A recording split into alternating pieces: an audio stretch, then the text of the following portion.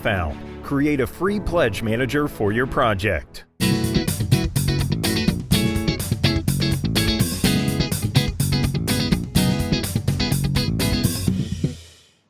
Hey everybody, welcome to the Dice Tower. I'm Tom Vassell. I am Z Garcia. Hello. And I'm Mike Delisio. Hey everybody. So we're taking most of this week off, well, of sorts. We're still doing stuff behind the scenes. You just don't see it all. So not many videos, but you are seeing this one here, which is our Crowdsurfing show. And it's a good thing we didn't take this week off because there is a ton of stuff to look at. This is a really, really good lineup, I think. Yeah, it's a solid. It's nice and varied. There's plenty to dig into if you want to dive into Kickstarter. So you've come to the right place. Yes. As always, we only look at Kickstarters that are ending in the next 14 days or so, because in 14 days we'll do this again and we'll take a look at other ones. And I look at ones that interest me somehow, some way. I mean, we try to look at anything that's doing very well successfully, and that's in the tabletop category. And sometimes we miss stuff, but you'll all let us know whenever we miss something. You know Yep. So without further ado, since we have 30, we better get jumping right on it. Yeah. With, in my opinion, this is the prettiest game cover I've seen in a long time here for Canopy. It's Vincent Dutrait, right? It is. Yeah. But even amongst Vincent Dutrait, I don't know what it is, that blue-green combo, it just looks really good. Yeah, it's gorgeous. it is very pretty. It is very, very nice. Nicely done. It reminds me of the Lewis and Clark dice game had some sketches about animals that we're discovering, and it kind of makes me think of these. Mm-hmm. So it's a two-player drafting game that Mike just died on. No, because I started, I didn't want to cut you off. I'm just saying, I love the theme. I love the art. The one thing that worries me is what you just started saying, which is it's a two-player game that they've added a 3 to 4 player variant and a 1-player variant. That does worry me a little bit. Is this really a 2-player only game that they're trying to shoehorn other things into? Sure, but I would only buy it for 2 players then. I suppose. But it's so pretty. And I like the idea of growing these trees taller. That's just a big thing. That bag looks great. That's for the deluxe. And that's another thing I was going to mention is that the price for the regular and the deluxe is pretty reasonable. Oh, $30 for the deluxe. Or, You're right. 30 for the... I mean, it's not bad. In fact, you can see the regular is 20 and the deluxe 30. Right. It's not even close. There's almost 4 times the amount of people backing the deluxe because a $10 difference to get a much nicer version. Right. This is the same designer as Grim Forest, isn't it? Also, Tidal Blades, which is actually hoping to come out this year. Yeah. I'm back. Yeah, I think he's a good designer. No, I mean, if those are his things. I'm looking forward to seeing this. I like the look. I like the theme. And I think there's not enough of these 2-player games coming out right now. We kind of always concentrate on these big, grandiose games. Small 2-player games, I'm all for it. Yeah, this looks good. good. Yeah, this mechanically really reminds me of the Cloud game. What is it called? I have it around here. Sea of Clouds. That Sea of Clouds game is the same mechanism. It looks like you look at a card, and if you want it, you take it and draft it. If you don't, you put it back, add one, and then look at the next group. There was also a Richard Garfield game that did this a couple of years ago. But it still couples well with the artwork and the theme. It's working. All right, then we have Shelfie Stacker. This has been getting a lot of buzz, even if my initial reaction when I heard about this one was kind of like, it's so niche within a niche type thing. We're talking about stacking board games on the shelf. How many people, other than diehard gamers, are going to be interested in that? And the answer to that is probably 0, right? Sure. You have to be a gamer. I like the art. It's really familiar. I know I must have seen this artist do something else.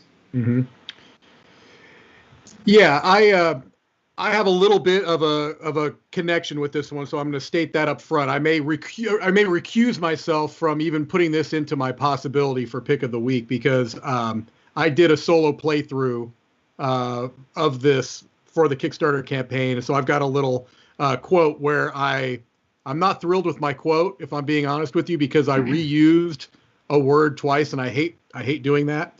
But it's a cute Shem Phillips dice drafting, dice placement game, but it also has a neat where you all have a series of characters that allow you to manipulate those dice, and you play them simultaneously, and they have like an initiative order, and so depending on who's got the highest initiative, you draft the dice first, and you could do things potentially with those characters. It's a really quick game, very easy to teach, and it looks cute. But you're right about the theme; it may be a little bit niche, a little too niche.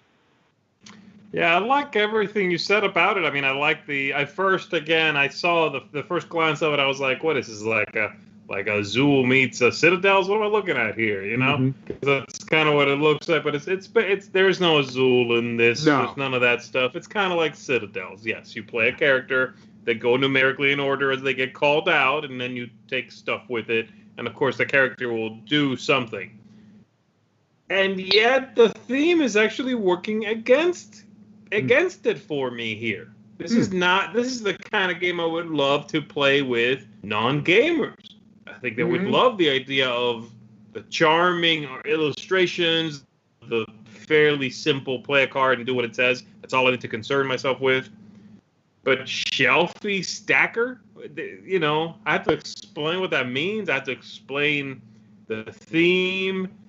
I don't know. This is a niche inside of a niche kind of thing. Do you think it would be more broad if it was books in a shelf rather than games in a shelf? Sure. Yeah. Sure, anything. Okay. At the end of the day, though, I don't hate the theme. I like it a lot. I just, I wonder if it will have a big buzz. Although Shem Phillips has me on board for sure. Yeah. All right, next we have Battle the Bulge 1944, a hex encounter war game. This is currently in the running for Z's Pick of the Week. I almost Especially feel with like those maps, baby. Look at those maps, fool. I almost feel like it's a little unfair because none of us are war gamers, and you look at the name of the company, Old School War Games. Look, this is truth in advertising, right? This is truth in advertising. They are going for, I think, hardcore hex and chit war gamers that, for those people, they are probably super excited about this. I don't know. I don't know that this here, has any... Yeah? He's daring you to enjoy his game. I just don't know if this has any crossover appeal at all. Well, no, here's the thing. I show this off because I think people should know about successful, interesting games, and this is that. It's not necessarily our style, but I'm not here, seriously, folks, I'm not here to knock this at all. In fact, you know, Z slightly made fun of the map there, but he has not seen all these old Avalon Hill maps I've been looking at in my 10,000 and below series. This map is gorgeous compared to that stuff. Oh, yeah. No, of course. I mean, this is just not for me. I'm being silly, but this is, I'm glad that Kickstarter has things like this. This is the kind of thing that would not reach all the people that would want to play it if it wasn't for Kickstarter. Just because it's not for me is a silly thing to worry about, you know. I do like the cover. I'm glad this is where good. It is and it's getting attention. Like, it's cool that it's on a platform where this can get as much attention as the next Queen game or whatever. That's great. Speaking of, we have Alhambra Roll and Write. So this is the next edition in the Alhambra universe, and I think there already was a Alhambra dice game back in the day. That was not highly regarded, if I'm recalling correctly. Right. I think it wasn't highly regarded because it was not good. I believe I was trying to say that in a nicer way there, Mike. What kind of jerk comment is this? Yeah, no. If I remember, that one was just moving up tracks. You're rolling dice and moving up tracks in the old game. Right. Right. I have to tell you, this roll and write looks okay. And it looks like, you know, another roll and write, cute, kind of interesting. But I'm not going to lie, I kind of heed and hawed on backing the super fancy Alhambra edition that is part of this Kickstarter that they Kickstarted it before. What did I say, Tom? What did I say? I'm telling you, I got to be honest, I think a lot of people probably dislike that Queen Games uses these Kickstarters to sell their games. I told Tom I thought you might be interested in the big box. That mega box, Alhambra mega box, is extremely tempting. It's also like $200. Yeah. It's all new artwork. It's larger tiles. It's every expansion ever. Oh, they changed the tiles. The tiles are bigger even, you said. Tiles are bigger and all the artwork is new, yeah. Okay. And then all the original expansions, all the 5 expansions or whatever. And then also all these new designer expansions. Oh. It's like another 19 expansions or whatever. This is an all-in-one, absolutely everything up to now that they've had for Alhambra. And I thought about it. I'm not about to drop this much money, I think, but I thought about it. So the main thing to keep in mind is that now Tom's collection is obsolete. Is that the bottom line of what you're saying there? Well, not Tom's collection, the Dice Tower collection. The Dice Tower, yeah, I know. I will say this though, I feel like this again. This roll and write looks really blah to me. I'm not interested in this roll and write at all. No. Right. It looks okay. It kind of makes me think of it's got that same thing as Santa Maria with the dice, the colored dice and stuff. So that might be interesting. Yeah, maybe. I don't know. All right, let's move on. Where Am I? Alice in a Mad Tea Party. Z, did you see this game? It was at Essen. No. It had all the little teacups, and I walked by it, and I kept wanting to play it because it looks so cute. Did Stella do a segment about this? Yeah, I think so. Someone did. It's definitely when I talked to them at Essen, there was definitely a language barrier involved. So sure. I didn't understand everything. I was still at Essen. I was trying to figure out if the game was being sold, if it was going to Kickstarter. I couldn't figure it out. They had some copies they were selling there, but I think they were all handmade. Okay. But it looks really interesting, and yeah, look at that, man. That's a typical picture of Essen. At the end of Essen, that's what they always. We all do the same thing. Mm-hmm. I don't know. The idea of this one, the theming of it looks really cool. I just want to get it based sheer on this one feels unique. And yes, there you go. There's Stella stuff. Yeah. Sam Healy did a first impression. Oh, he just saw it, I think, or he played it at the. Yeah, I don't know.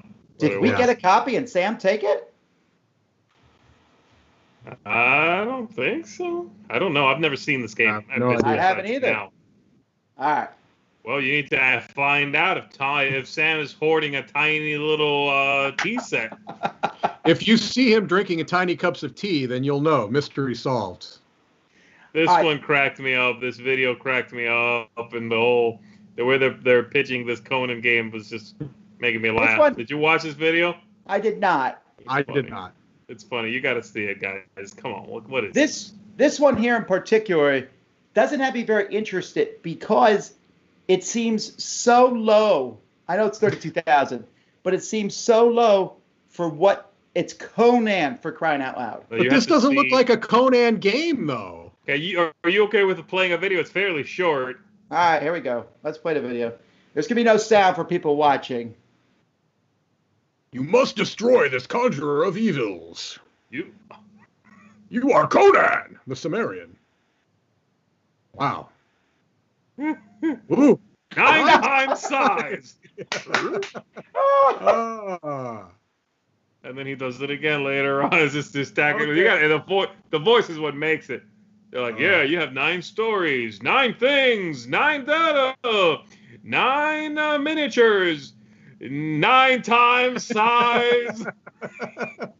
What's with this 9 times size thing? I have no idea what that means even, but it's the video was very funny, quite a pixelated video as well. I'm assuming this is from a small. I guess, but they got the Conan license, so there's that. They do. Well, if you read the publisher's description, this is their first created thing, zero backed from Perilous Worlds. But if you click on it, it's very businessy. Their description is like, we are a sub-publishing of this company who belongs to this other company, and it's just clearly like. I keep seeing Modifius. I keep seeing Modifius brought up. Are they a part of this? Maybe. I don't think so. I don't think so. Okay. Well, I'm not interested in this at all. Although I think that they got a digital scenario they've stripped with the Conan from Monolith. Yeah. I really don't know how they got all these people to work with this. I know they have the rights to Conan, but this one seems strange to me. Just really strange. Yes. Yeah. All right. Okay, now this one I actually backed. I really like this one a lot. The 2021 Board Game Mosaic calendar.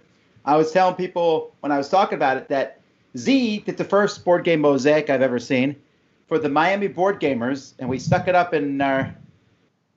Actually, until I took over the group, no one ever used his picture. And Z's like, I took all the time to put that picture together, and no one used Nobody it. cared. It was like a quick and dirty kind of thing. But you are right that I invented this, and I will be seeing some of this money from the 2021 Board Game Mosaic calendar. I really like these. This feels pretty cool. This feels different and unique. I feel like she's doing something that's cool, but if someone is not a board gamer, they can still admire it. I agree 100%. Yeah, I don't know which one I like the best. I really like that Viking. Mm-hmm. That's a pretty cool Viking.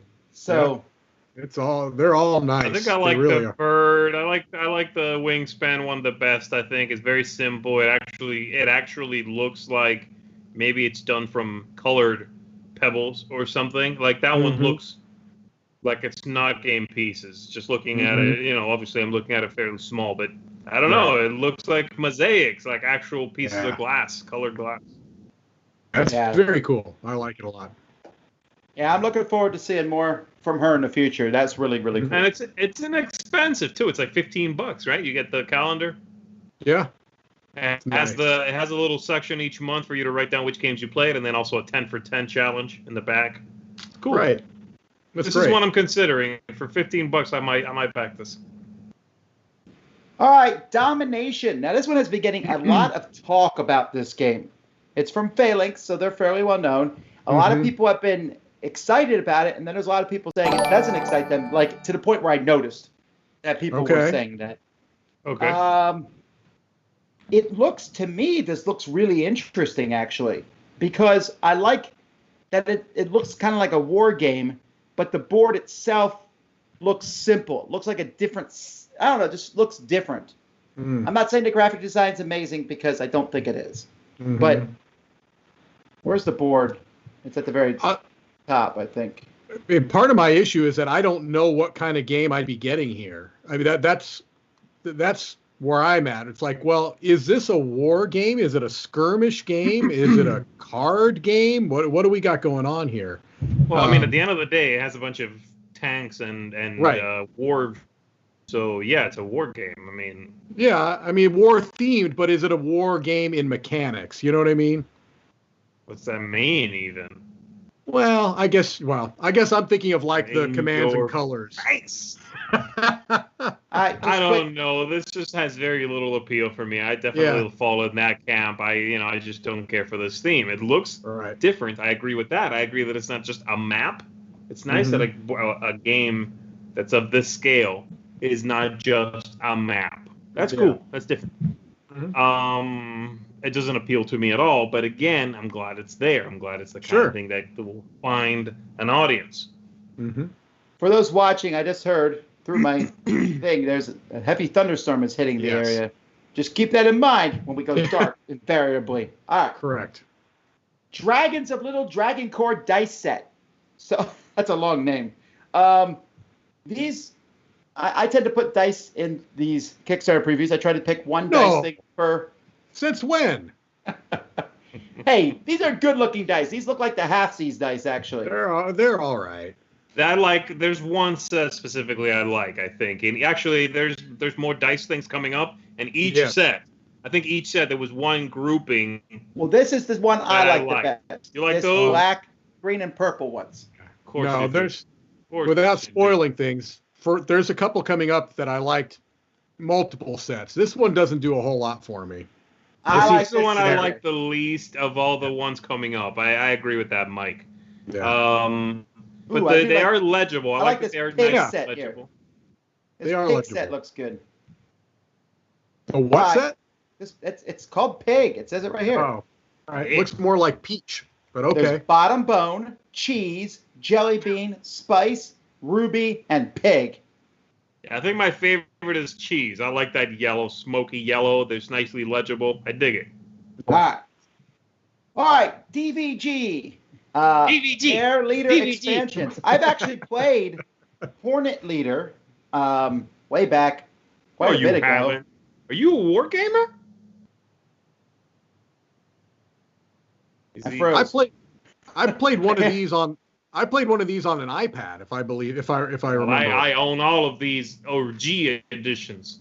Yes. I enjoyed it, but it's like a solo game for the most part, and so that's more of the same. But again, he has his audience, Dan Verzin, and I know the people who like these games really like them. Yes. So this is kind of neat. There's an expansion for all 4 of these, I guess. That's interesting.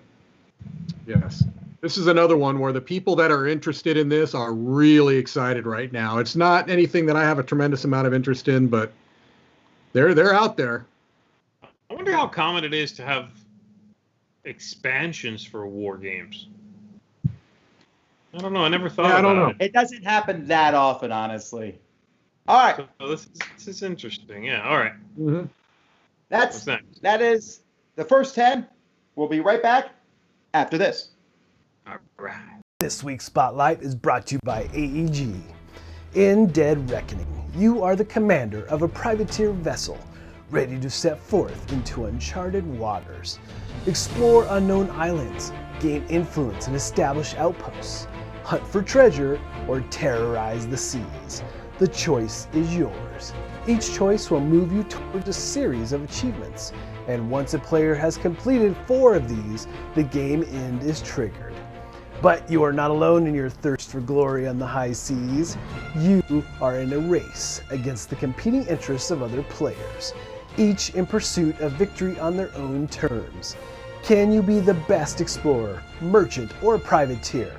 And will your strategy choice prevail?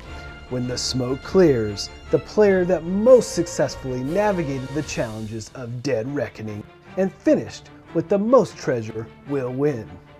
If you want any more information, please go check out the campaign, which is now on Kickstarter.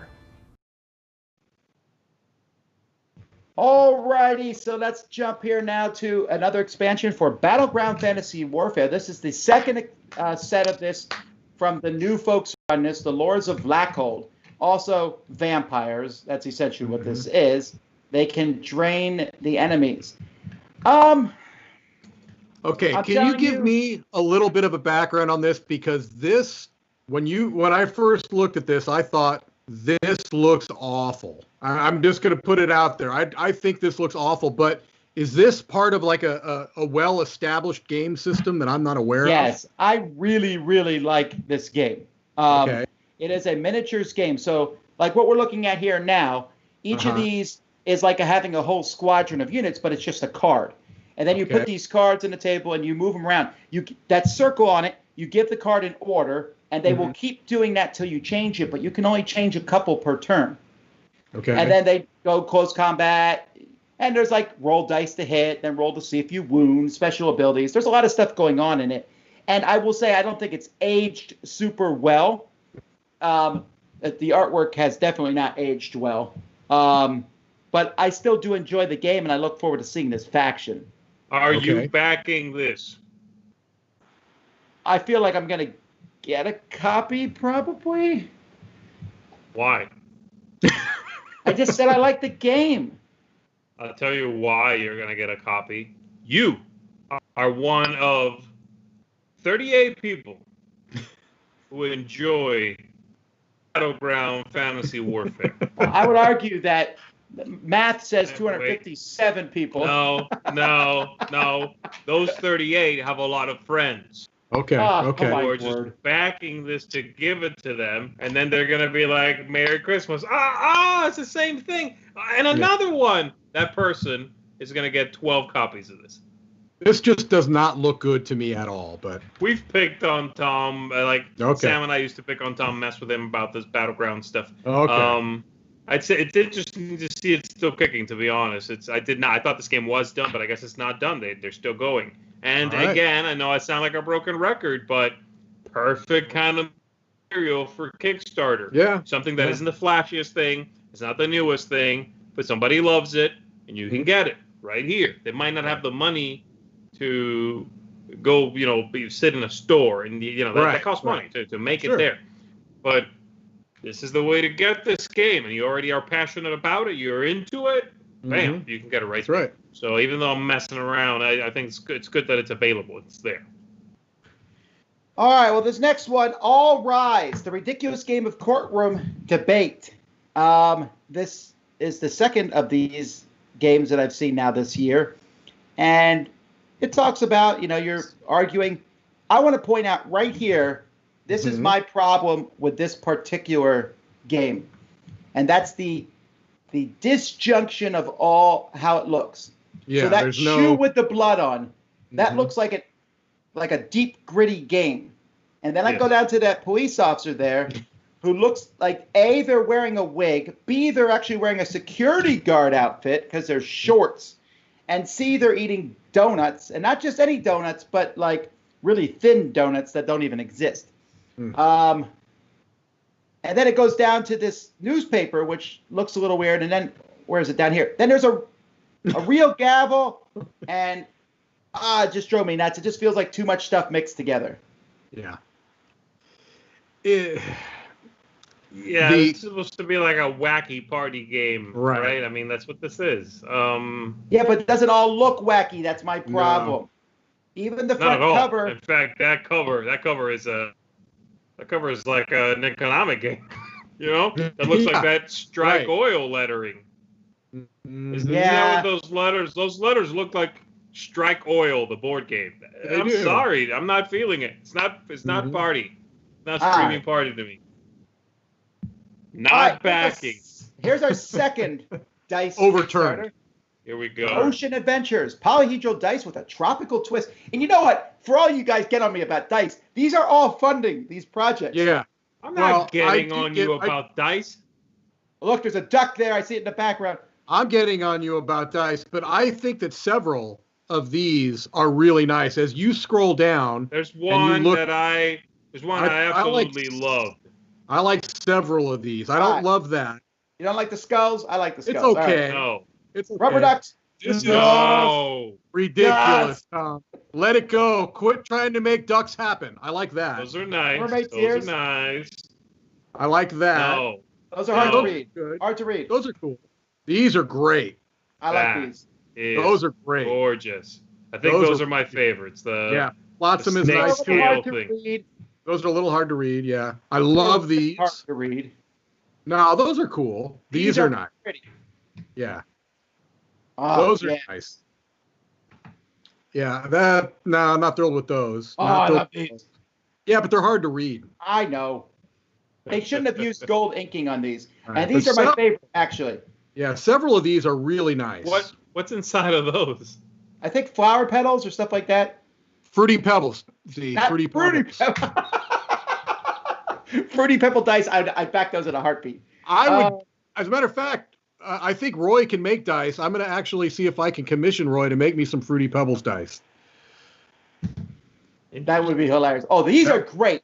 These sunset dice. Yeah, gotta admit that. Those look great. Those are beautiful. Yep. I gotta say, the dragon scale ones, or whatever those are, those might be some of my favorite dice I've seen in any of these projects in a long time. Several of these sets. They're up a little bit, but they are, I think, dragon scales or something like that. Mm-hmm. Yeah, it's right here. These right here, sea serpent scales. Yeah. Those, green, some diffusion inside of them, and then those orange numbers. These dice are banging. I'm loving the look of these. Gorgeous, yeah, they are. That's where it's at. All right. You get one nice dice thing, Tom. It was that one. Okay. Crokinole. Mayday they had to name this Mayday 2020 Crokinole board because they've already done every this year. on Kickstarter. They do it a lot. Yeah. And it does. Right. The thing that bugs me about this is Mayday does fine Crokinole boards. I've got one before. I played it. They're great. It just looks like every other one of their boards. Right. What do they do differently this time? I'm just guessing this is their way to sell their Crokinole boards every year. I don't think it's that they're doing anything different. I think it's just like, hey, more and more. I will say this.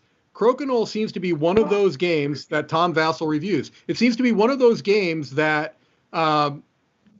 more people pick it up every year. I think some people are exposed to it, and it's a game that continues to have popularity. And Mayday has one of the most inexpensive boards. Some of these boards are super pricey. Sure. Mayday has a pretty cheap one. So It looks good to me. I mean, I would, if I wanted to have a Crokinole board, if I played it a lot, I guess I'd go with this one. Well, what do you think about Yeah, these you can get it tubes? for You stick these tubes on the side of the board, and you can drop all your discs in. And then you pull They're out the bottom. they're supposed to be for like keeping score or something. Like if you they're for scoring. I don't know what they do exactly. Oh, you're right. It's for scoring. I like them though. They look cool. Yeah, sure. But yeah, Well, one of the things I like whenever I play Crokinole, the discs that go off the board, I kind of push them to one side, and you don't want to mix them up with the ones you haven't shot yet. So that's a good way to handle that. Okay. Tom, what's the matter with you? What's the matter with you? It made $44,000. I had to talk about it. Boop. It is. There it is. Yeah. Boop. There it is. Jeez. I'll say one thing for this. All the artwork is congruent. It's congruent. It has the It's same, congruent, all right. the same consistency all the way through. Is that the Let's best not use way that to word. say that? Z. No, let's not use that word. Okay, that's it. It's there. We talked about it. Moving on. Oh, these are the guys who made the Poopery and Squatty Potty ads. Oh, I'm out. Then I'm in. I didn't realize that. Now you got me. Hey, those ads. You can make fun of those companies all you want, but those ads brilliantly worked for them. Do they? Is there like a stretch goal where you can get a can of that stuff? Can of Poopery? Yeah, like get the game, you get a can as a, I mean, this got to be, I don't know, maybe. I'll come back to this one. I will not publicly admit that I purchased a Squatty Potty at one point in my life. You could just use a box, Mike. You could just use a box. A box works just as well. No, it's not the same thing. There is space age polymers involved. That's all I'm going to say. All right. Charity Party, all ages edition. Absurdly funny. Anybody who brings the words space age polymer to our argument, they win that argument, Tom. I'm not fighting back, okay? All right. The Charity Party was already funded. We actually have reviewed it in the past. It's not completely family friendly. I wouldn't say that it's like R-rated, but it's definitely not family friendly. This one here says it's for families, although I'm going to argue that it can probably get as blue as you want it to be. Sure. Just like apples to apples, depending on who's playing it. Yeah. This game is obviously popular. It's doing well again. I just didn't enjoy it because the charts almost seemed too random. I was looking through it right now, and I arrived at a couple of their explanations, their choices, and I had the same issue with it. I could envision myself in a party playing this. I had the same issue with it that I did when I played the original. You have to explain the joke. That's the thing. Every time you have it, and everybody gives you a card, you then pair them up, and you pretty much have to.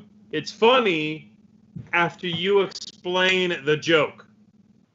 You have to say, "Oh yeah, look, it goes up here because it's difficult sharing if you got that many people in your family," and it's just like that's how it worked. Physically playing it, the laughter was caged because people were like, "Haha, I think I get it. It's a chart." You know what I mean? So it's just not funny. It's not that funny. I also don't know why the chart is tied to the bottom line, why they couldn't have like these graphic overlays that the charts could be different. Sure. Like maybe hours there's not anyway. that many, because there's not that many kinds. If Well, chart goes here's up, the thing. it goes When they down. show you this, when they show you this example, they're showing you good matches. Absolutely. Having best played matches, the game, yes. having played the game so many times, you just don't have anything that even remotely matches. Yeah. Right. So you have to explain it and then be like, it doesn't really make sense. It kind of kills the mood a little bit. Mm-hmm. So say what you will about apples to apples. People laugh, gut laugh, because Right. it makes sense immediately. Mm-hmm. This game, you explain and then maybe you laugh. All right, well, here's a big one, Role Player Adventures. This started off, I think, almost as a joke when Role Player first came out. It's like, when you're done, you could go play it in a campaign. Role Player was a game in which you made stats for a character. Well, they did. They're making a storytelling board game in this universe, which, to be frank, the first box, it was pretty generic, this universe. Sure. They've since expanded it and added stuff to it, but it still is very Dungeons and Dragons-y. Sure. Absolutely. Absolutely. That being said, this company has a lot of bank with me. Yeah. Their stuff is really good. I've liked all their games that they put out. Their component quality is fantastic. Mm-hmm. You actually can take your role-playing thing and move it over, although I don't know why you would, because you're trying to build it to match a game goal, not build a good character. Right. I'm looking forward to it with some hesitancy, because I need it to be proven that it's a good game, not just a game that exists because. Yeah. I would echo a lot of what you said. Like the company, like Role Player as a game, and I've liked the expansions that I've played. My biggest concern, because I'm also very, very optimistic, although cautiously optimistic, is that I'm almost concerned that it's going to be an issue I had with the original Gloomhaven, which is like, I look at this and I see a lifestyle game that's going to be a huge, sprawling adventure that takes up my table for weeks at a time, and I just don't tend to play games like that. I tend to play single session games that are relatively quick, easy to set up and tear down. I'm afraid this might be a little too much for me, but for people looking for that experience, and I might be one of those people. I don't know. I do like this, Mike, this turn a card over, add it to the map. Yeah. That's pretty neat. That's a cool concept. It is. The rest, I'm just going to have to wait and see how it is. I'm deliberately not watching any reviews or previews. Right. I want to go into this one. I'm going to go in with an open mind. I hope it's fantastic. Me too. But we're just going to have to wait and see. I think it's not coming out till next summer. Yeah, next summer. Yes. So it's a while away. All right. This is one that has way more money than I expected.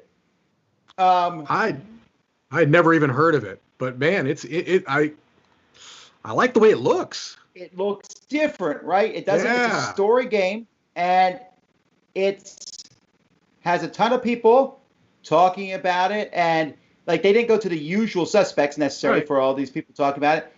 Beautiful, cute artwork. It looks like a kid's Seventh Continent. You know what this reminds me a little bit? That's a good way to put it, I think. This almost has a little feel of Dale of Merchant's art style to it. It does, absolutely. That's the thing I thought of. Yeah.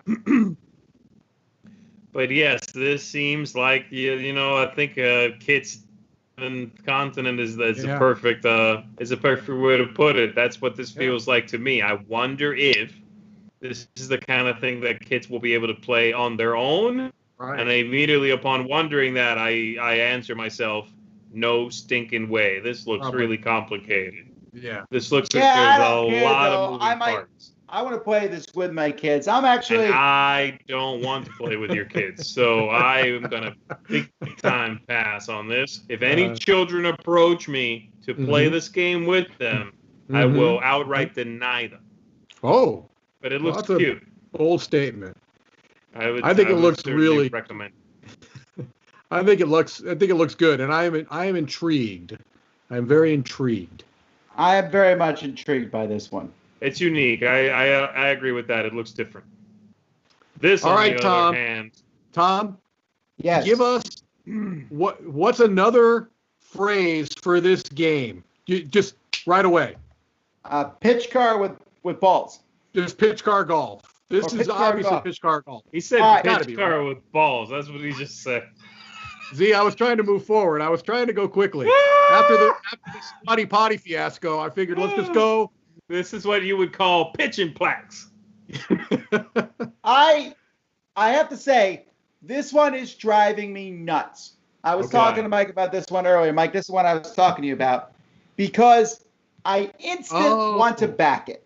Yes. But then I'm sitting there going, how many sets do I need for this to be fun?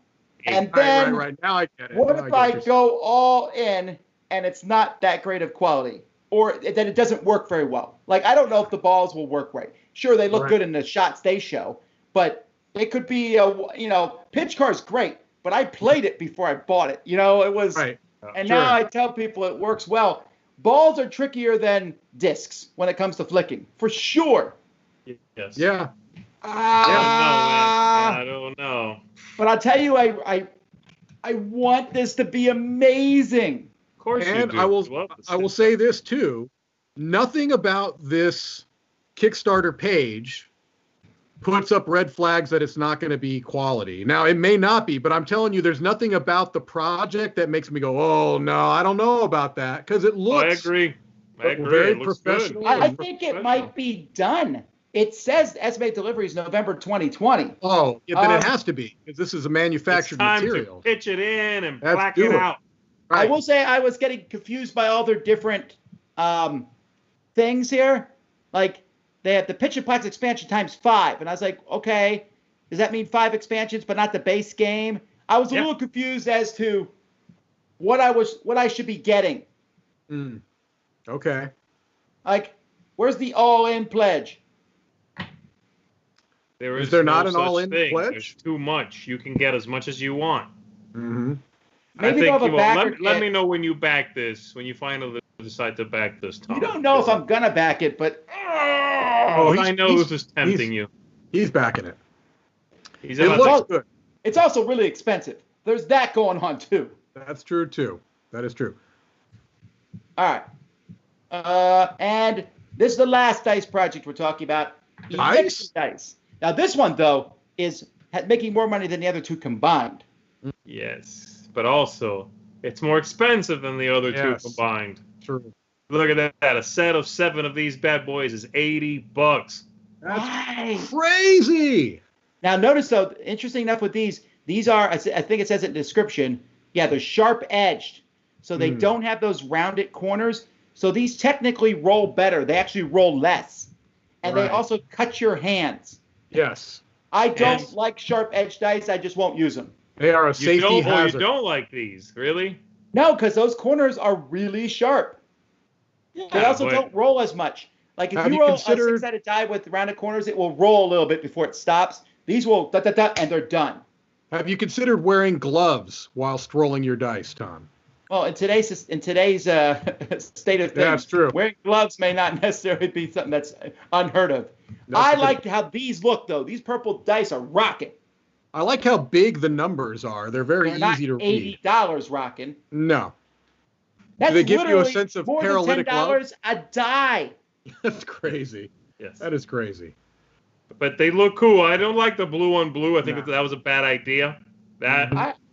What about these pink ones? They look cool too. Pink on purple looks great. And I like the swirl. They show you in every video them rolling it and it kind of swirling a little bit. Yeah. Filled with, I don't know what it's filled with. Rum, I hope, or like some sort of life-invigorating juice. Elixirs. Back up. The yellow and red. Those are mind-blowingly cool for me. They are nice. That's my second favorite thing after the dragon scales thing. Mm-hmm. I am definitely backing 2 sets of that for $160. All right, here we go. Weirdness. Oh, we're not going to go any farther. We got 10 more projects, so let's jump to Mark, and then we'll be back for the final 10. All right. Folks, welcome back to the Dice Tower Preview Recap. I'm Mark, and today we're going to be trying to become one of the Greek gods. We're going to be entering into the arena to find favor with the king, and we are going to be setting sail on the high seas, maybe turning into a pirate at some point, and we're going to be battling it out in the world of Ascension. And we're also going to be trying to match wits with Sherlock Holmes. All right, let's jump in and get to it. And first up, we have Hybris. It is the end of an era. Primordial gods have fallen, hunted, captured, and tortured by their children. Kronos and his peers are nothing but remnants of an ancient world. The era of the Olympians has just begun. And after years of fighting, a new order is established. Zeus, his brothers and sisters dominate the heavens and the mortal world. Now they are trying to organize themselves to share the remaining realms and find out who will be the new ruler. But Olympians are not yet true gods. They must evolve, activate the spark that will turn them into true gods, even though their current strength is colossal. Moreover, they must establish their dominance in the realm of mortals by using the essence of their fathers, known as the Aegis. The energy comes directly from the primordials themselves, who are captured and chained in the underworld. With this energy, Olympians can meet the expectations of the largest cities of ancient Greece by deploying their most beautiful and promising technologies. In Hybris, each player takes on the role of an Olympian who will become a real god, bringing technology and empathy to the people of ancient Greece. The god who will be able to grant the most favors to their people, or who will have discovered his true potential, will be awarded the throne of Olympus. So this is a huge game with so many possible actions you could perform. The thing here is that you are trying to become those Greek gods like Zeus and Poseidon, but you don't quite have your powers as you just have overthrown the Titans. And so this game is all about making those thematic choices so you can actually become those gods. Next up, we have the King's Tournament. The king has proclaimed a contest shall be held to establish a new champion. As a local noble, sponsoring the winning champion would earn you considerable royal notoriety. In this strategic card game, players use their noble influence to guide their sponsored characters, incurring regal favor, initiating duels with their opponents, and conspiring against their rivals to determine the winner of the King's Tournament. To win the game, you must earn the favor of the king by advancing one of your characters from the starting white level of distinction through the red level and finally up to the blue level. Once one of your characters reaches this blue level of distinction, you have won the game. So this game is super fast-paced card play back and forth, using cards to attack, to counterattack, and you're really just in the arena to try to gain favor of the king. That's really your key here, and I love how fast this game plays and so much back and forth between players and all the different cards and abilities you can apply to your different champions. And next up we have the original Sherlock Holmes and his Baker Street Irregulars. In the original Sherlock Holmes and his Baker Street Irregulars, each player will utilize their crew of irregulars, known as BSIs, to visit locations, gather witnesses, and inspect artifacts in an attempt to make the key arrests to secure your place as legitimate rival to the master detective, Sherlock Holmes. The game features over 100 pieces of art, many inspired by the original artwork of Sidney Paget. So you're trying to acquire evidence in order to arrest the villains on the table. How are you doing that? Well, you're using your Baker Street Irregulars, known as BSI tokens. You're trying to acquire all that so you can basically arrest as many villains as possible, giving you the most points at the end of the game. And you have your own inspector, which will give you special bonuses when you calculate score as well. And then we have Ascension Tactics.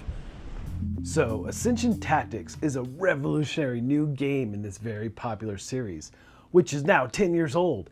But this version gives you a brand new genre by combining the best of tactical miniature games with the fast-paced strategy of deck builders. Ascension Tactics brings the most iconic characters from the award-winning deck building game to life in highly detailed paintable 3D miniatures. This new version also gives many ways to play.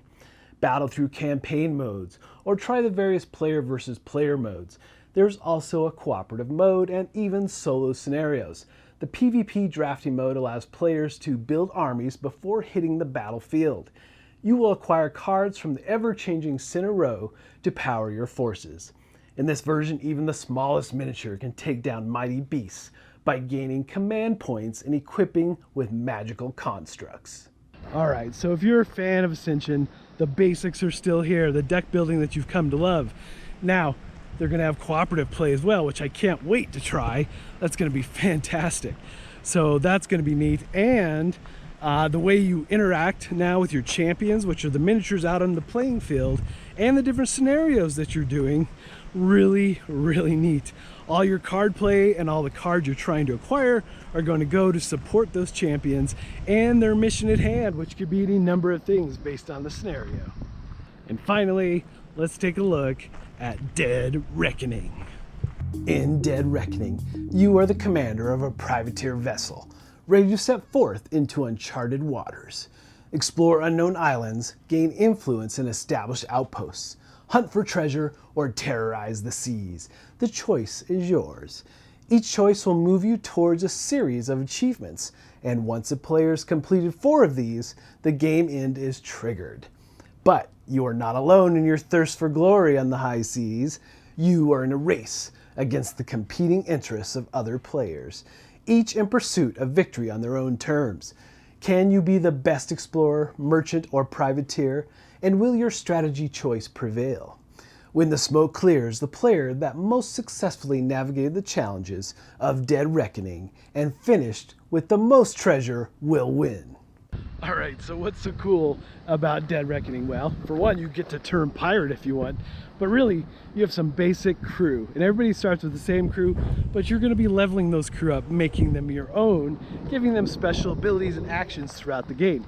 Now, even beyond that, each of the crew can level up, giving them even more abilities as they get higher and higher level and doing additional things. You have to basically use those actions to sail out across the sea, do some exploring, colonize, basically put buildings on islands and take control of those islands using cargo to get additional cards to sleeve into your characters and so forth. So many different possibilities in this game, and how you move around, have your own ship basically that is a merchant ship, but the neat thing is that you can trade with other merchants, but you can also battle them. But the really, really cool thing about this game that I like the most is the cube tower. It's a ship that you're dropping cubes in and seeing whatever the result is based on that battle that you're engaged in. You're trying to get more explosive cubes to get more of them, you're trying to find crowns to win the day, or maybe you're just gonna end up with some extra cargo. But that is really, really fun. I like that part of the game a lot, but this is really a neat, really well done, high quality game. All right, so my pick of the week. It was actually very tough because literally it's either Ascension Tactics or Dead Reckoning. So tough. Oh my gosh, both these, if I could pick 2 games, they would both hands down. But I'm gonna give it to Dead Reckoning, just slightly above Ascension Tactics. Ascension Tactics might actually win out for me after I get to play the cooperative mode. But right now, Dead Reckoning, I'm so impressed with this game. I had so much fun, played it multiple times, and they really did a fantastic job putting everything together and making it feel super thematic. And again, I can't say enough about how much I love the cube toss. Fantastic fun. All right, folks, if any of these games look like they might be of interest to you, please go check out our full previews. And if you want your game featured as a Dice Tower preview, please shoot me an email. All right, folks, until next time, we'll see you at the table. So one of my biggest rules for game companies is don't name your company after your first game. An exception to that rule might be this one. El Dorado Games actually sounds like a cool name. Sure. But that is their first game. But now El Dorado, their updated big deluxe version just shipped, I know. Mm-hmm. And now they have the Age of Atlantis, which falls into that territory, I think, of not steampunk Greek, but what do you call this? Like, I think it's steampunk Greek. Yeah. Yeah, kind of an alternate history, I would say. This one looks sort of cool. Mm-hmm. I really like that Pegasus a lot. Yeah. I'm trying to figure out, I know you're moving dice or something, but every figure with like a big tray to hold a giant die is robbing it of some aesthetics for me. I'm not loving that look. Okay. I get it. I think it looks better with the die in it, Z. Yeah. Like when you take the die out, it doesn't look as good. Right. But I assume they'll spend most of the gameplay empty, right? I mean, I don't know. I'm not sure. I really. Oh, look, that one flies. It flies. Oh, and that one jumps. Yes. These are great. These are great. Yeah. Do it. Oh, yeah. So satisfying. I love that one graphic later on where, based on the number of likes they get on Facebook, the Poseidon in the middle grows. Yes. For every 500 likes or something, he grows this much or whatever, and so they have an animation of him like, whoa, the figure getting larger. Mm-hmm. Where is right that? there, right there, yeah. It's like Shrinky Dinks. Wait, so they're actually making the actual model bigger. Yes. Yeah, he's going to be in the middle of the board, Poseidon, because it's basically over his kingdom. And it's so tempting to like somehow find some way to spam this, put in so many likes that the figure actually is the size of a human being. Well that would be great. It says max height 130 millimeters. Oh, okay, never mind. Yeah, they thought of that, Tom. Right. I really like the aesthetic here. Quite a bit. I do have the Island of El Dorado, which a lot of people confuse it for the Quest of El Dorado. It's not the Knizia game. It's a very, very different game. We're playing it today. Hopefully. Yes. The component quality of that is beyond stellar. Some of the best components I've ever seen in a game. And so I'm sure that the components for this will be great. Now, the gameplay for the original Island of El Dorado, the first edition of the game, quite honestly, was not that good. There's been iterations that have made it more, because it was very, very, very random. It was in some ways almost a roll and move. But as they've added to it and added expansions and kind of made it more modular, the version that's out there now is better than the original version. It's still probably going to be too light for some. Pausing a lot there. He's like, There's a lot of caveats. I'm telling you, I do think that there's a huge market for people that would like it, and there are other people that'll think this is just too random for me, too light. But this one looks a little more involved, so I'm very interested in this one. all right. Lost in Straya. Is that a word? It's not familiar to me. Like, is it short for Australia? Like Straya? Could be. I don't know.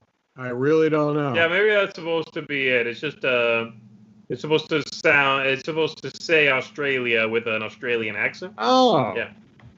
Okay. Lost Australia. Anyway, Australia. The art here has a very distinct look.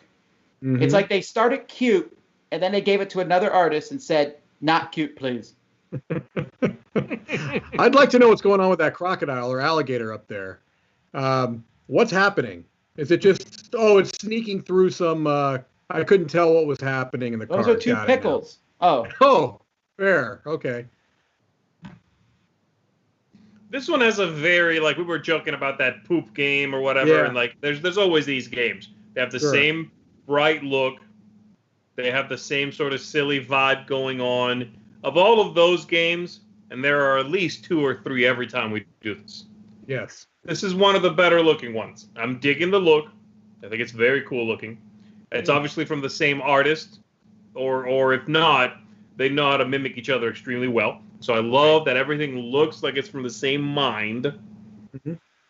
And I like I like what's going on. I like all the, you've got the boomerang, and you've got the Marmite jar, and you've got the, I'm liking it. This is probably a fluffy game. It's probably not a great game at the end of the day, but I'd be happy to play this game right now. It looks like it might have a little less take that than these types of games tend to do also, which I appreciate. All right, now we're at Rise of the Amazons. This one is actually quite a bit lower than I might expect based on the box cover and how the game looks. It's only it looks really good. 15,000. I know, right? Why is this one not? It really does. It's not expensive. That surprised me too. So I went ahead and checked out the company, and they have a lot of games, all of them kind of based on mythology all of them rated quite low. So that may be it. Okay. Well, I mean, look, okay. maybe you're right. We've not played any of these. I haven't, anyhow. I have not. Yeah, maybe that's it then, because this one got me interested, at least. I like the theme. I like the art. The board looks really good. Really good. Yeah. Yeah. It reminds me of I can't remember what. There's a game that board reminds me of. Yeah, that game that you get lost on that island that Z likes, that Robinson Crusoe beat out. No, not that one. But anyway, I can't remember what it is. But that looks really nice. That kind of reminds me of the Faduti game where you're on the island. That's what I'm thinking of. Isla Dorada. Isla Dorada, yeah. That's the game I was thinking. That's the game I was thinking of. Z, there you go. Dude, right here, Tom, BFFs right now with Delicio. That's right. All right. Rallyman Dirt. So the first Rallyman did okay. The second one really took off. This is, I think, the third. It's Holy Grail Games. Their stuff is just on fire right now. I love their quality. The company, they know what they're doing as far as producing this stuff. Now, I haven't played Rallyman GT. Have you played Rallyman GT, Tom, already? I have. I played Rallyman, and then I'm not sure of the difference. There was such a big chunk of time in between when I played them. My experience I think with Rallyman that was GT, just a reworking. I think it's just kind of rebooting the line. I agree, but what I'm saying is I know I gave the original one a positive review. When I played Rallyman GT, I really didn't enjoy myself much, but I haven't reviewed it yet because I don't know. I was like, it might have been just an off experience. I should try it some more and see. Okay. Yeah, I think it looks really interesting. Now, the one thing I'll remember, because I did unbox it, it looked, just off of a cursory look at the rule book, like there was a lot going on for a race game, and that sometimes throws me off a little bit. It's not that the game's complex, because it's not complex. It's that it's not intuitive. Okay. That's where the weird thing is. So they kind of have to explain how it works. And everyone, the first time you play this, you are not going to get it, I think. It needs to take you a little bit before you understand it. All right. Right. All right, then we have Unlikely Heroes, Vikings, Cowboys, and Pharaohs. This is a game that I think looks better than I would expect it from the name and covers. Like, I like the little miniatures. Sure. I like the little cards as you put them together to build the map. Mm-hmm. That part I enjoyed a lot. Again, this looks like another kid's version of Seventh Continent. Right. And that being the case, I think the other one looks, to me, more compelling than this. I get that. And then this right here, these cards here, again, that uneven artwork style. That looks like 3 different art styles there. Yeah. And that bugs me. But when I look at the board itself, I'm wanting to play it. Yeah. It's a nice looking project. Again, it looks like they know how to run a Kickstarter, but the game doesn't do anything to really excite me. All right, 5 more. Here we go. Hybris, Disordered Cosmos, mixing Greek mythology and steampunk. Hey, there you go. That's the thing. This is a modular worker placement game. This looks like a more grandiose game. This is their second project. I did not look to see what their first one was. Oh, Ilios. Betrayal of the Gods, an action platformer that did not succeed. And that was back in 2016. Was that a video game?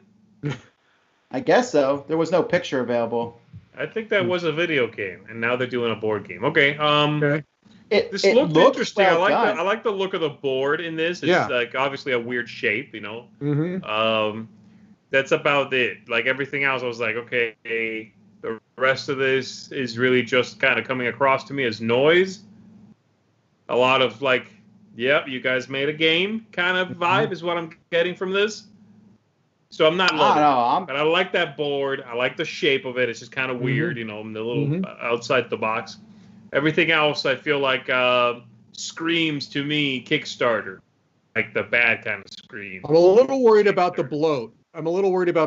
But I do like the look of it. I do think it has a nice aesthetic. I am worried about the bloat. It looks like there's a lot happening there. I agree, but I still think it looks cool, and I'm hoping it's good. This is a hopeful Kickstarter for me. Mm-hmm. I hope it has an easy level of entry. That's the main thing. Right. I agree. All right. Roar and Write, an Animal Kingdoms game. So this is from Galactic Raptor Games. It's a flip and write game from what I can tell. No, it's a roll and write. It's a roll and write. Oh, but there's different animals that are there.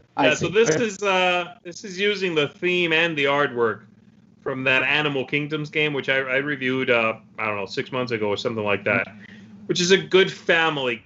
It's a set collection-y kind of family game. I enjoyed it. It's got a board that looks like that central thing on each of the sheets of paper, and cards with numbers and animals, so numbers and colors. But it's cool because each of the sections, each of those pieces in that pentagon, you can play cards to it in a different way. So in this one, you can only play odd cards. In this one, the cards must go up. In this one, you have to skip numbers, whatever. And so the roll and write is doing a very similar thing where you're setting specific goals, and then you roll, you're writing things down. I watched the video. It looks kind of different. Okay. The typical roll and write, like different enough. So, I'm digging this, and I liked the other game a nice amount. So this is that's helping me. But I'm liking the look of this. All righty. Intrepid. This one is making Vuku amount of money here, almost $250 million. It's cold, desolate, and completely unforgiving. The perfect place for a home away from home. Assemble your crew. Disaster strikes. This is a cooperative game as far as I can tell. Here's my biggest concern with this one. It looks cool, but when I saw this board, I thought, is that the prototype? Yeah. And I get it. It's designed to be functional. It looks very functional. Like, I don't think anyone's going to play this and say, I don't understand what's going on. I can clearly see the numbers and stuff. It doesn't look pretty to me. And I often complain when games go too far the other way. Right. At the same time, I'm still kind of pumped about this. It looks neat. Yeah, this looks like one of those heavy games that like somebody like AEG would put out. Not AEG, CG, I'm sorry. The CG. I was thinking more like it looks like an Awakened Realms game almost. Yeah, that too. Maybe. But it's these kind of like epic, tons going on. Yeah, there's a space theme, but come on, stop it. Let's get into some mechanisms. This is what that's saying to me. This is the kind of game that has the potential to be someone's favorite game. I'm getting that vibe.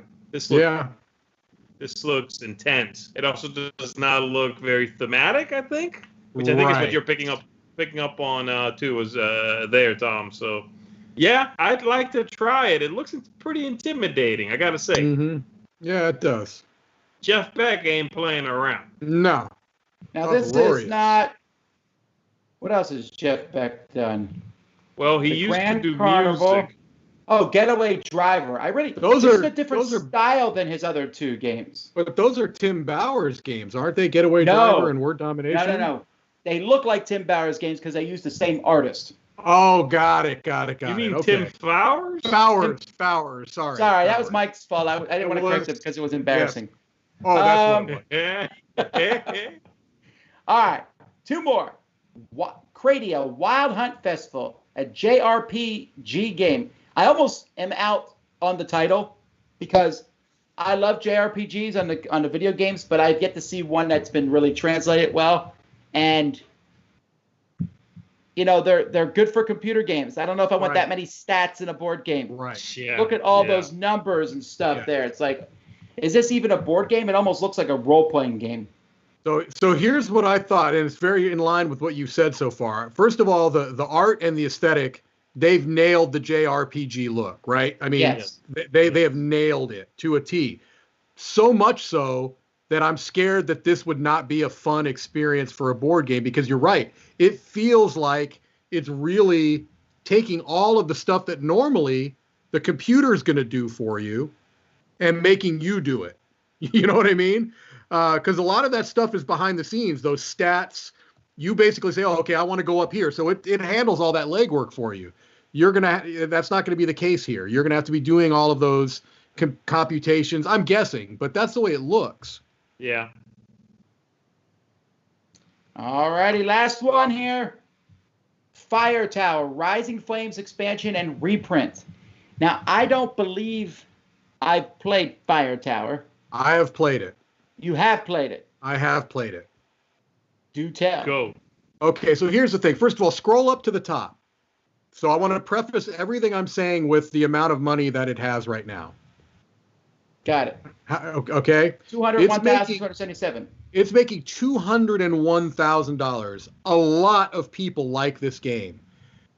I found it to be a relatively standard, somewhat interesting, pure abstract game that was so off-puttingly unattractive that it was so bad that it took away from my enjoyment of the game. It looked prototypey, and it was not a prototype. I'm not seeing anything here other than maybe those meeples that really make me think that much has changed. It does some interesting things with the way there's a way you can manipulate which way the wind is blowing, and the way the wind is blowing is going to spread the fire out. But there's a fair amount of kind of take that, and it's very much a battling game. You're basically trying to blow the fire towards the other player's fire towers and keep put water buckets out for you. And there's a spatial element. I mean, it was okay, but I didn't really love it. I watched the video, and I got the same vibe. I was like, okay, so this is an abstract strategy game where every turn you do something abstract strategy-ish, and then you play a card. Yes. So it's like it's an abstract strategy without the thing that makes those games good, which is perfect information and strategy and no luck. This has a bunch of luck. You have a hand of cards. Yes. Yep. Where you play a card and it messes people up, or it does something to them. I'm not feeling this vibe at all, but it's doing well. Somebody's liking this game. I was not loving it. From the video I watched, from what I interpreted was going on in it, not for me. But hey, I'll tell you, clearly this booth is always crowded. I notice it's at most of the conventions, and it's almost always crowded. So I think they build a lot of buzz through conventions as well. Cool. All right. Well, yeah, people in the chat say they've been paying for a lot of advertisements online. There you go. Cool. All righty. Pick of the week. Also, folks, if you think we missed something that's ending in the next 14 days, you can tell me now, and then I'll mention it some other day. What is the pick of the week? Okay, Mike, what do you got? All right. If I'm going first, anyone have a guess? I'm going to say it's Canopy. the very first one we did. That's what I'm saying too, Canopy. Yeah, it's really, that was definitely in my running. But it's not that. And like I said, I recused myself from Shelfie Stacker, although that's game. What's that? The Poopocalypse. Yes, Poopocalypse. No. The only game that I'm currently backing, as far as I'm aware, on this lineup that we have is The Age of Atlantis. And so that's going to be my pick of the week, because I've already got my money where my mouth is on that one. What? Really? You're backing that? I am, yes. Okay, I'm trying to find that one. Did we just talk about it?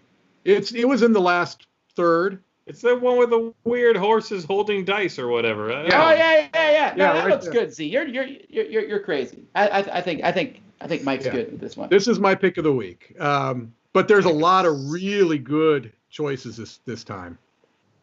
And I know yours, Z. Fine. All right, Tom. Should we say it on 3? I think it's the. Oh, actually, I don't know what it is. I think it's the first one. Yeah, it's Canopy.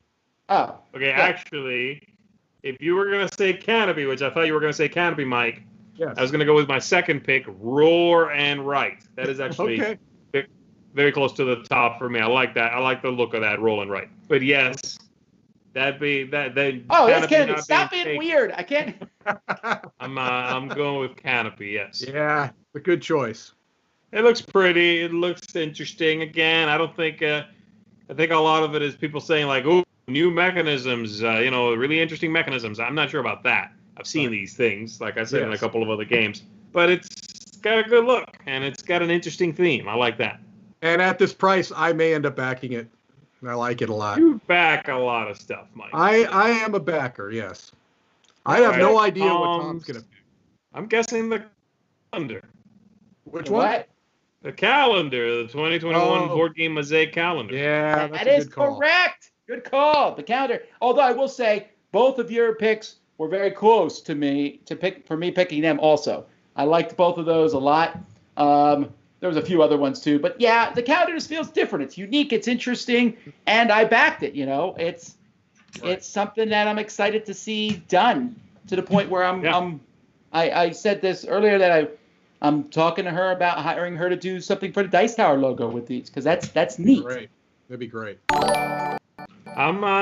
This is a good grouping of games. For the most part, there's something for everybody in this group, and things that are not just board games that are interesting, board game adjacent. You got your expensive dice, you got your cheap dice, you got war games, all sorts of things. So, yeah. Yeah, for once, Tom picked some interesting dice, so that's a good thing. Everyone here is, for Christmas, is getting duck dice. That's happening. Check your stockings. All right. With gloves and a mask. They're going to be filled with... Nader says, recently come to the realization I should be supporting people more who have given me a lot of stuff in entertainment over the years. Hope YouTube's cut doesn't hurt too much. Thanks for your reviews and top 10 lists. Thanks. Thank you. Thank you. Appreciate that. Also, a lot of people mentioned Overlord, but we covered that last time. Yes, we did. So you can go check out last time. All right. Well, lots of cool things on here. I hope you all found something to enjoy. We'll be back tomorrow morning with Board Game Breakfast. Until then, I'm Tom Vassell. I'm Z Garcia. I'm Mike Delisio. Take care, everybody. Woo! Have fun gaming. Woo!